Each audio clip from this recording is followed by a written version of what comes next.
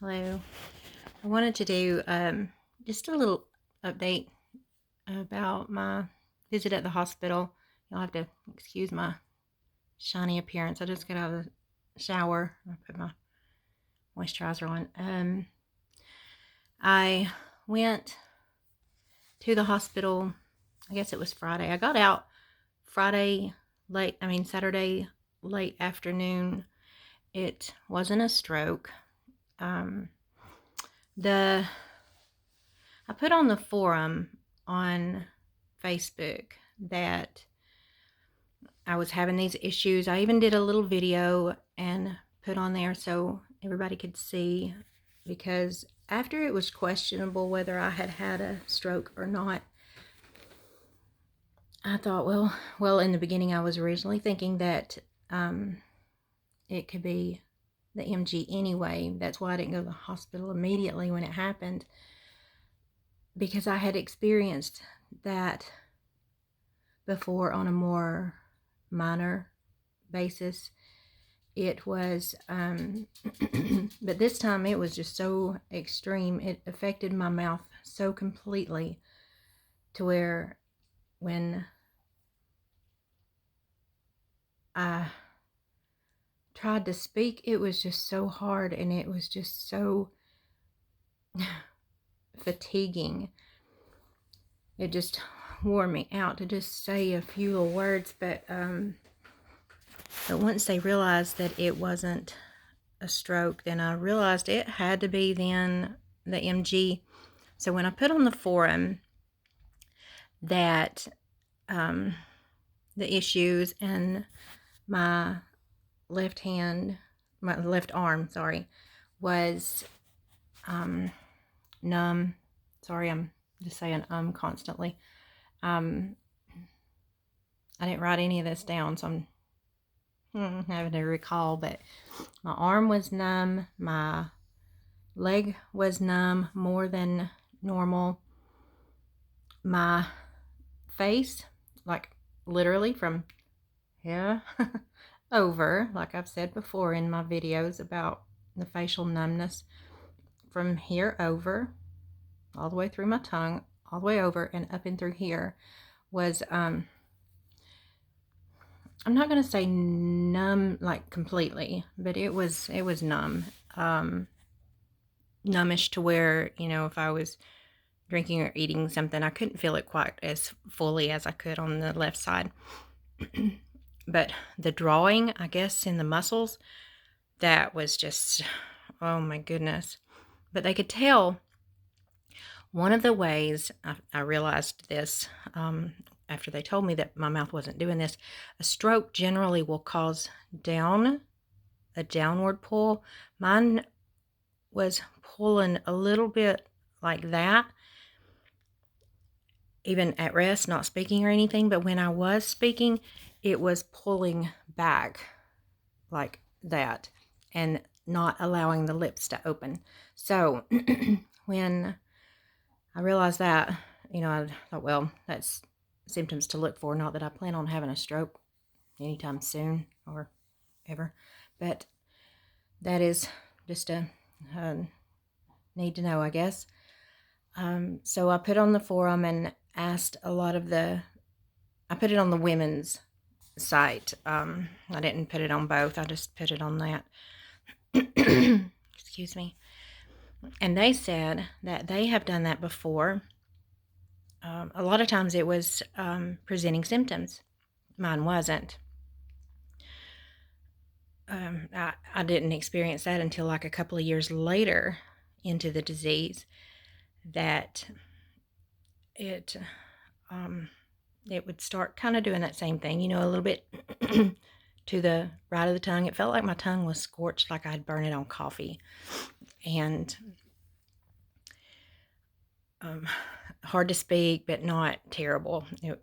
And it may not have even been that noticeable, except for, when I would notice it when I looked in the mirror, just to see if you could tell, because sometimes people couldn't tell. So, sorry, my arms are getting tired. I should have stood this up. But also, this is the biggest thing. This is just to warn, I guess, just in case, that the fatigue that came over me with this situation that happened Friday, it happened just like that. I mean, that's one of the reasons why my mom and I thought maybe I had a stroke, because it happened so fast. And it affected my eyes first, and then once my eyes cleared up a little bit, then my speech, then the fatigue, and the numbing on the right side. So they said, quite a few of the ladies said on the form that they have done that very same stuff right before they go into a crisis. So hear me there. Right before they go into a crisis. Now, this isn't going to pertain to everyone, but this could have been leaning toward a crisis for me. I don't know. My breathing was just a little affected, just a little more than normal for me, so I wasn't too worried about that. But it doesn't have to go into your respiratory at that time. It can happen later. So always be aware of your situations.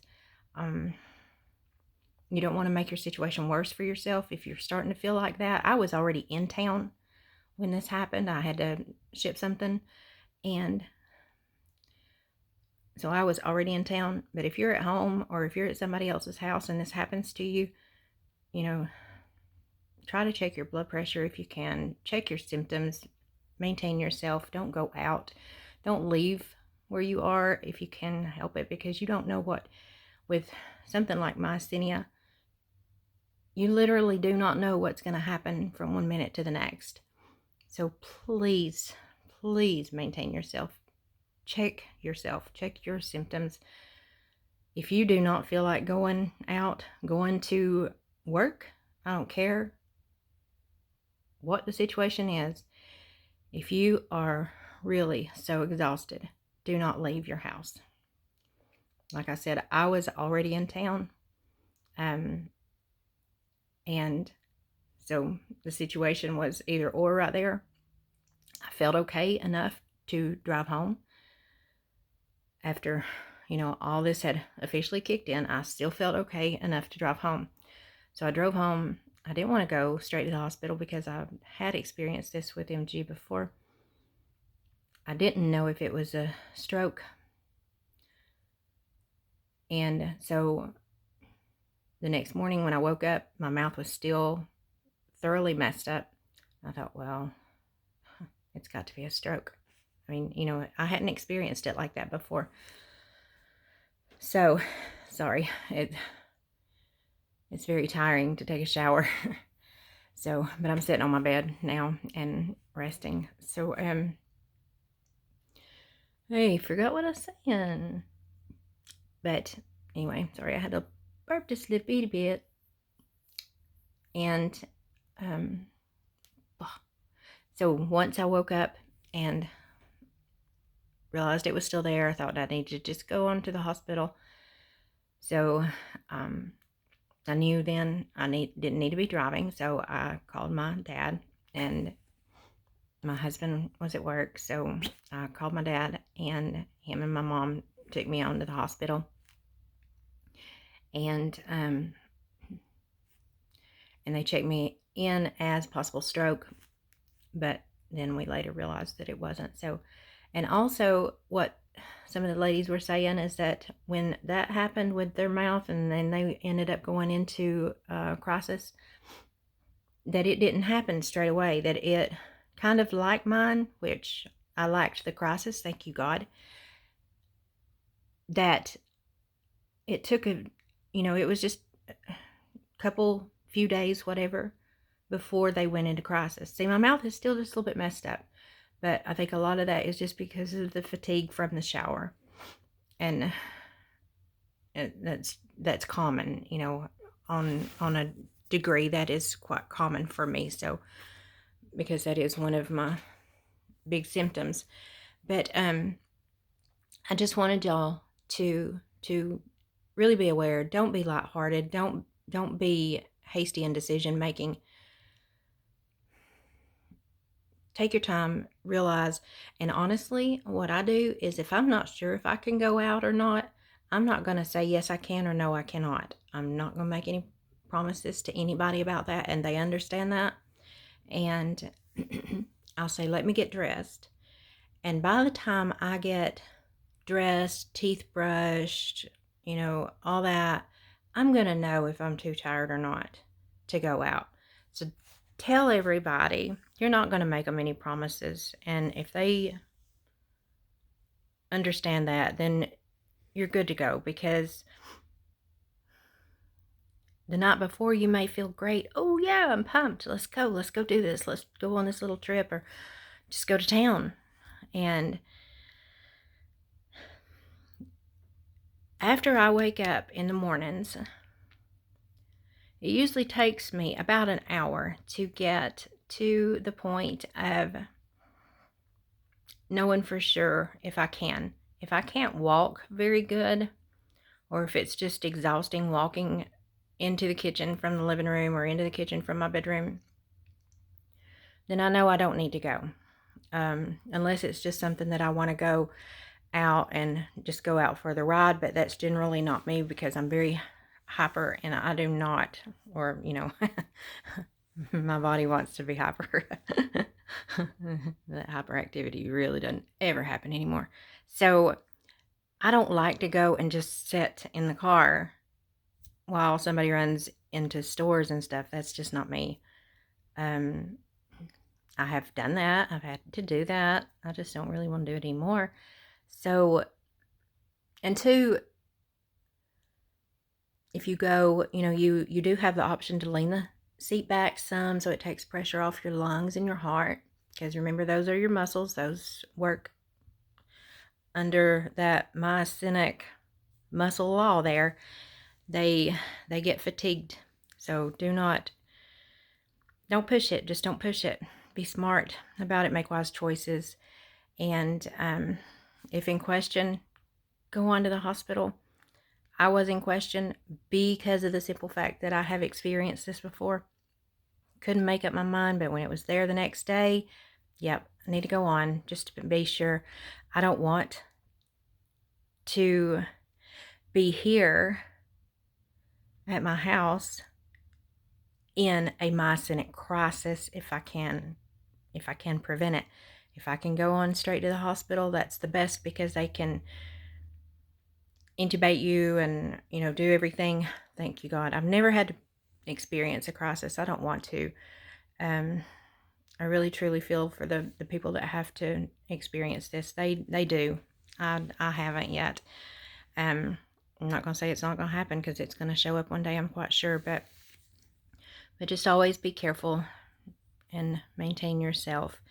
And I do want to say this, that for myself and my family, and this hospital bill is one more exceeding bill.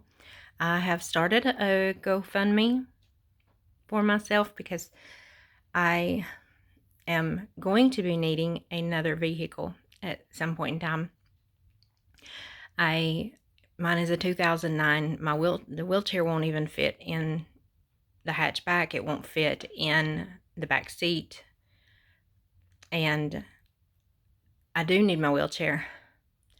Not all the time, but there are times that I'll feel okay, but I just don't want to,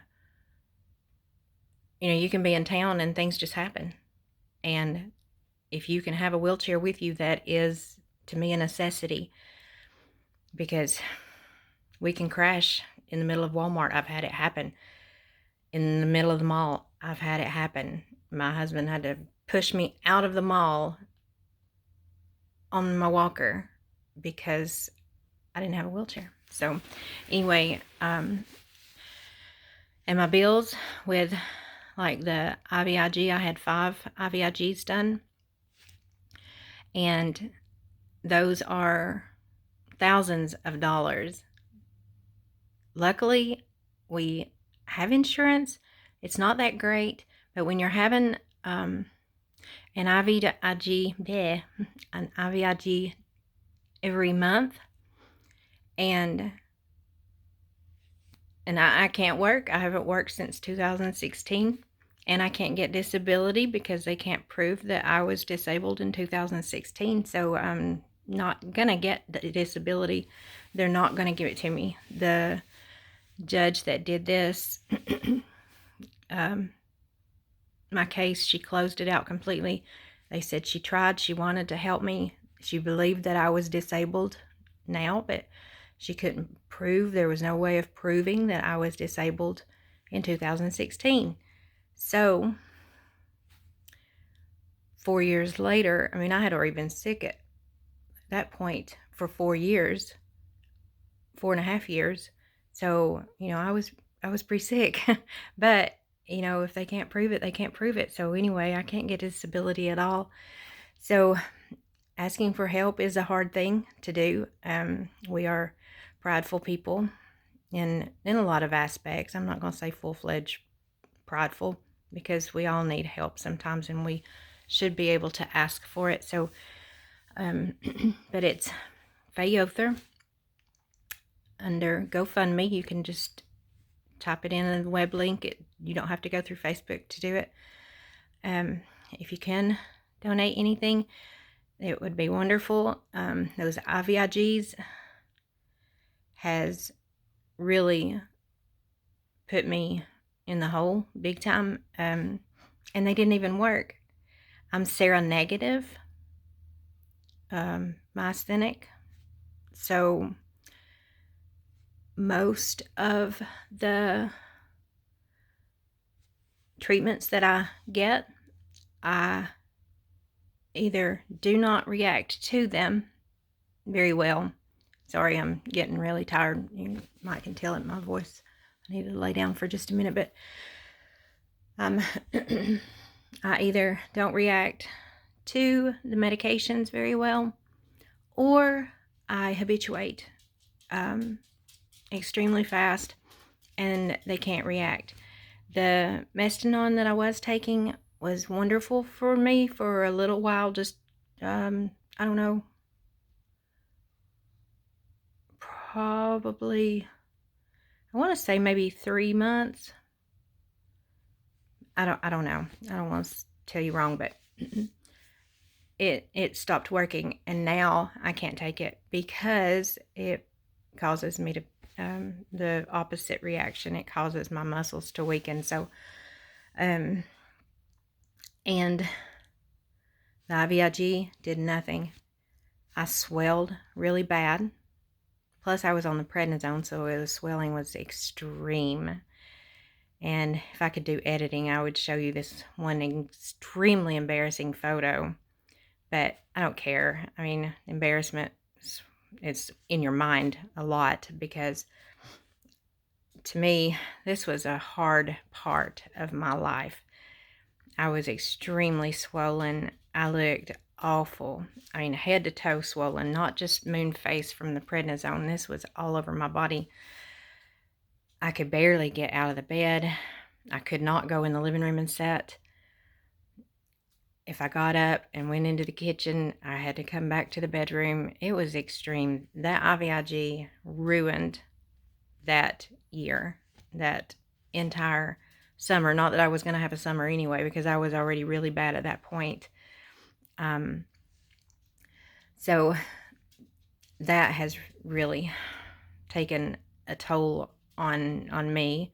So, but anyway, I'm not going to go on about that anymore. Like I said, the GoFundMe is, I'm going to put a link here below this, and I'm going to, but you can type it in on your web browser, or if you're in Facebook, you can go through Facebook, however you want to do it. And just one more time, I've probably said it 4 or 5 times now, just please take care of yourself. Manage your symptoms, maintain yourself, check your symptoms. If you're not sure if you can go out during the day, try not to if you don't have to. I understand. I know it's easy for me to say, if you can't go to work, don't go to work. But that's so easy for me to say because I can't work. I don't work. So I'm not trying to make it lighter than it is. I know that's got to be a hard situation. I do know some women still work. They're still able to work. And from my point of view, that's very hard to understand. But there's different types of myasthenia that, if you're ocular, it doesn't affect your body so much. But if you're generalized, it does affect your entire body. I'm seronegative, which is generalized, and it does affect my respiratory more than it affects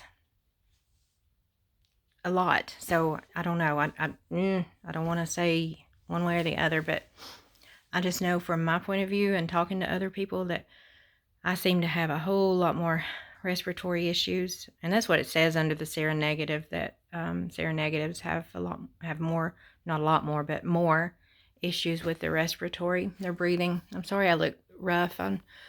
I literally just got out of the shower and I thought I need to do that video, that little update. So I was only at the hospital for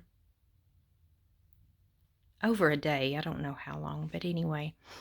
So if you can, any teeny tiny little thing helps. If you can't, that's fine. Just remember me in your prayers, and good thoughts, good wishes. Good thoughts, good wishes for everybody. And I love you all. Whether I know you or not, I still love you. And I will see you on the next one, okay? Thank you so much. Appreciate you. Bye.